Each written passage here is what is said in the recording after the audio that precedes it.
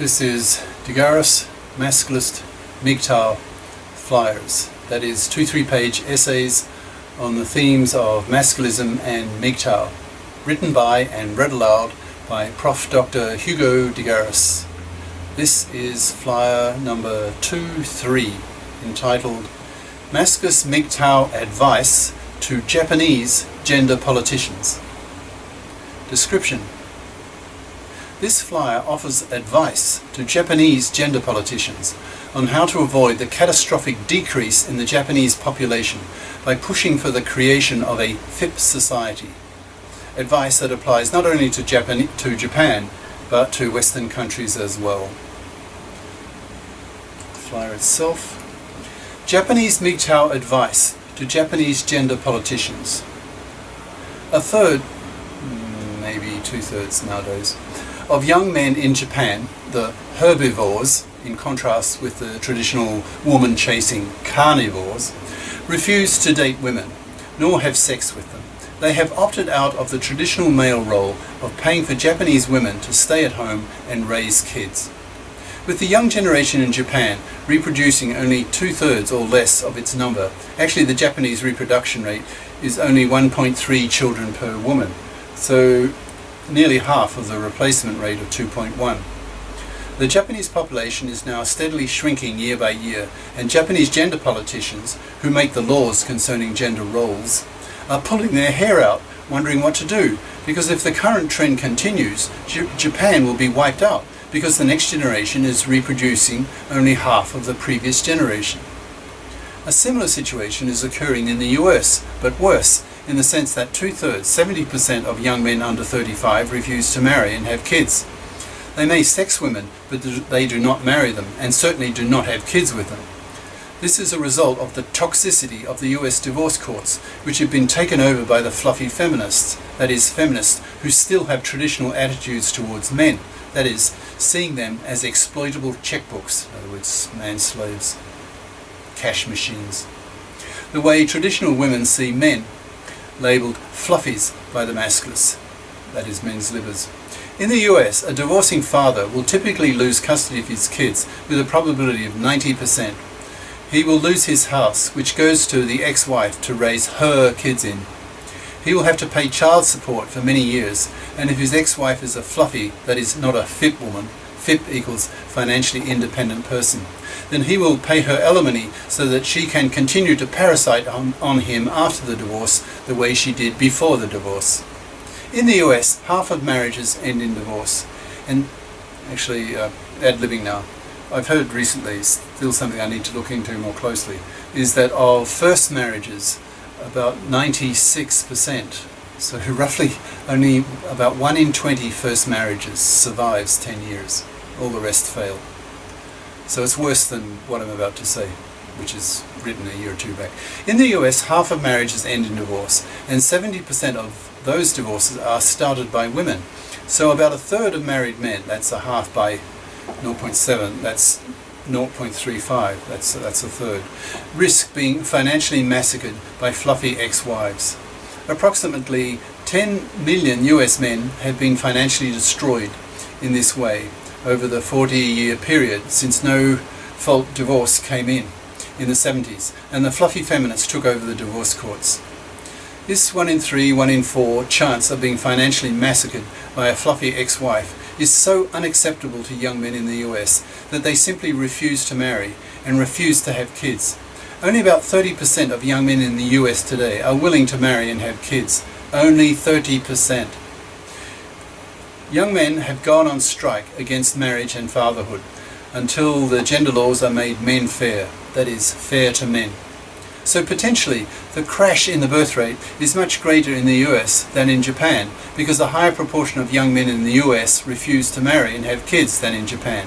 In fact, double the proportion. But Japan has been facing this men's strike for longer, so the population has had more time to decrease in Japan than in the US. So Japanese gender politicians are a lot more aware of the problem than US gender politicians.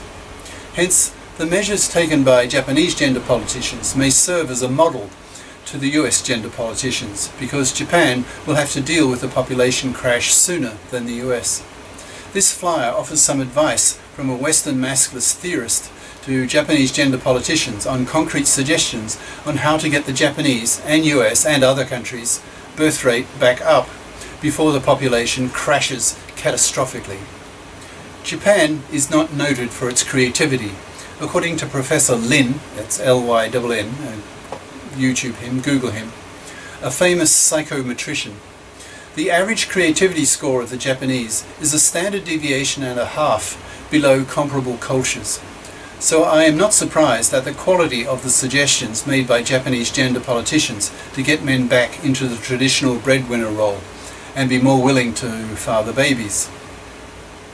Most such efforts so far have been to shame the men for their failings to man up to their traditional role. These suggestions have met with failure because the Japanese gender politicians have failed to understand that it is the traditional male gender role itself that is the problem, that the young Japanese men reject and want no part of. I lived 8 years in Japan in the 90s and was shocked at the backwardness of Japanese gender roles. Japan had a bad reputation in this regard, as reflected in the saying that is known round the world, quote, "In Japan, the husbands overwork and the wives play tennis." A typical Japanese salaryman will work 11 hours a day with a daily commute time of 2 to 4 hours. He gets home so late, his kids are asleep. He's so tired, sex is scarce. And over the years, the husband and wife drift apart since they live in different worlds. I was shocked at the cold indifference between husbands and wives in Japan. But the young Japanese men have been influenced by ideas they have gotten from the internet and reject the traditional salaryman role. They want to live for themselves and not be a manslave to a woman who stays at home with her kids when they're small and later plays cards and tennis with her female friends when the kids are older and at school, all at his expense. The traditional gender roles in Japan involve slavery of men to women. Herbivore men in Japan say, "Fuck that," to these roles and refuse to be trapped by them. They want nothing to do with future housewifey women and don't date. Many don't even sex young women. So what to do with this young male rebellion? Answer: change the gender roles. Revolutionize Japanese society, where the key phrase is FIP Society, capital F, capital S. That is, push so that both sexes are strongly expected to be FIPs, that's financially independent persons. This will have many implications for parenting, schooling, etc. At high school, girls should be strongly encouraged to become FIPs by studying FIP majors, that is, math and the sciences. High school boys can put powerful moral pressure on their female classmates that if the women do not study math and the sciences, then they will not be able to have babies in their 30s, because men will refuse to date them and have children with them, because these women would not be FIPs and hence will be a parasitical financial burden on the man. Universities should also pressure women to become FIPs, but in practice most of the fluffy damage has been done at age 16, when women choose to study the easier subjects like literature, history, languages, etc., instead of the more intellectually demanding subjects like math and the sciences, which are prerequisites at university to enter a FIP major, such as the professions, for example, medicine, dentistry, law, architecture, etc., or the techs, computer science, engineering, math, physics, chemistry, geology, etc., which the economy rewards with high salaries. Journalists need to push women to be FIPs by scaring them that there is such a shortage of men who are willing to have babies that most women will not be able to find a man who is willing to get her pregnant. No calculus, no baby. Be FIP or be manless. Fluffies can rot on the shelf are examples of slogans that the journalists can use, taken from the Masculists. Divorce needs to be made men fair, that is, fair to men. Custody of children needs to be made joint by default. Alimony should be thrown out. The original owner or owners of the house should keep it. Divorcing couples should be encouraged to buy a modest apartment near the house that they can alternate living in. 1 week the father is with the kids in the house while the mother is in the apartment. The following week they swap. A paternity rejection right needs to be made law. Women have it Women have a legal right to reject maternity, called the MARA, M-A-R-E-R, maternity rejection right, commonly called the abortion right. This blatant piece of sexual discrimination against men needs to be thrown out so that men can legally reject an unwanted pregnancy by signing a paternity rejection form early in the pregnancy. If the woman goes ahead and has the kid, then the child's entire financial cost falls on her shoulders by law. Society has to learn to stop abusing men financially in the divorce courts, in the media, in schools, etc. If this doesn't happen, then men will get their revenge by wiping out the whole population. This holds not only for Japan, but the US and other countries. So this advice is universal.